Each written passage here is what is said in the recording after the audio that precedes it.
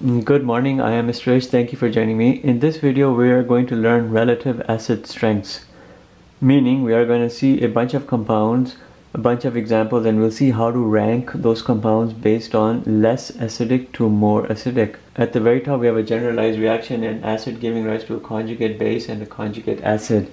The general rule you want to remember: a strong acid has a weak conjugate base. But you can say it in a better way. An acid is a strong acid if its conjugate base is a weak base but it's stable.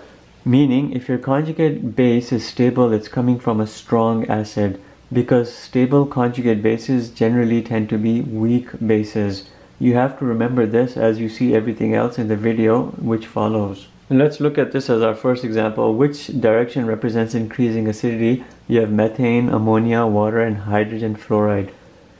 If I'm looking at these, I'm seeing right here my increasing acidity, and that's what I have, increasing acidity here towards the right, because I'm seeing elements over here which are more electronegative based in that direction. Fluorine is more electronegative than oxygen, than nitrogen and carbon. What does that increasing electronegativity do? It makes the hydrogen being attached to more electronegative, makes it more acidic proton.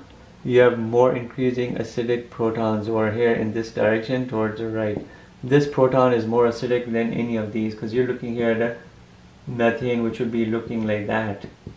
Each of these hydrogens or protons is very much less acidic than that, and even that. Your trend is here towards the right in the direction of increasing acidity, and you can even better well show it this way right here.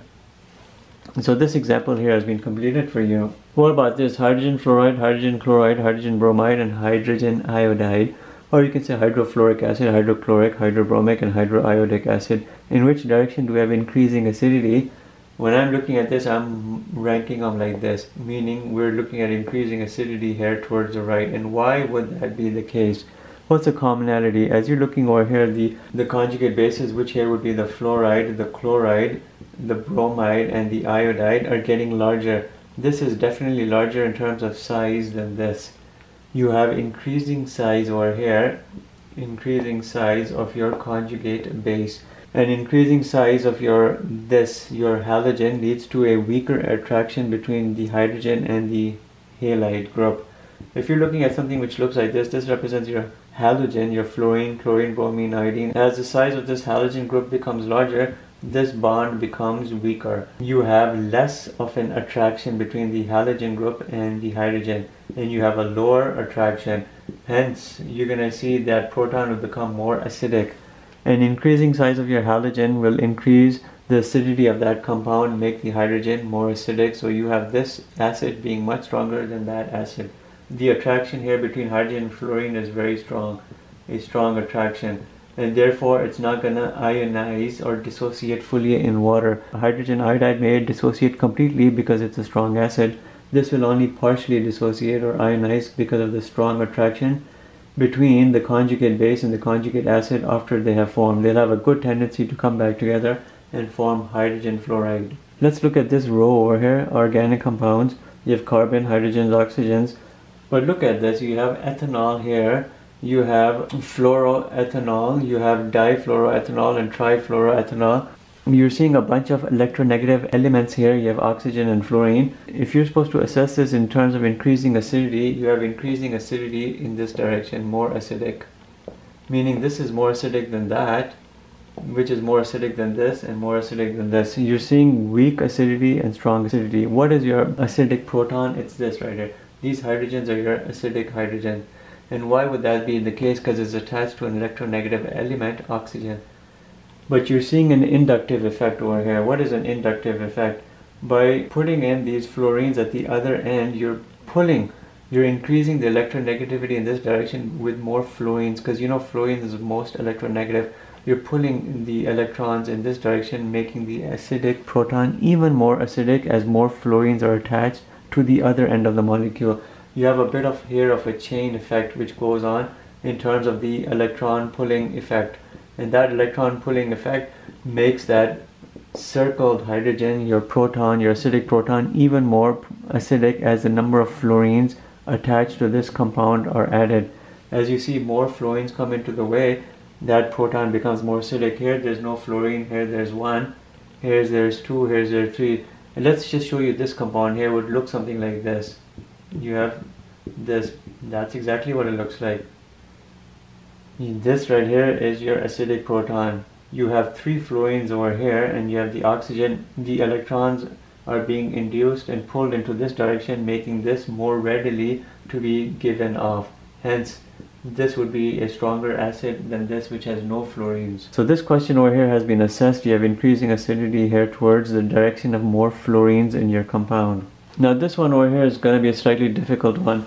Here you have ethane with a single bond. Here you have ethene. Here you have alkyne, which is an ethyne.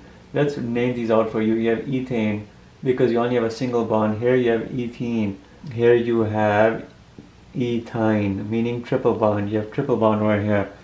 Which one will be more acidic? Which will be the least acidic? Well, everything here is based on the S character of the carbon atom. What is the S character? As you will learn about hybridization, the increasing S character here, if you increase the S character, meaning the S hybridization, increase the S character of the carbon, you will have increasing acidity of the compound, and the hydrogen next to that carbon will become more acidic. When you're looking at this compound over here, you're looking at something which looks like this, and I'm only breaking down part of this in terms of the structure. Here's my acidic hydrogen. When I'm looking at that compound, I have 3 double bonds and I have this. Here's my acidic hydrogen.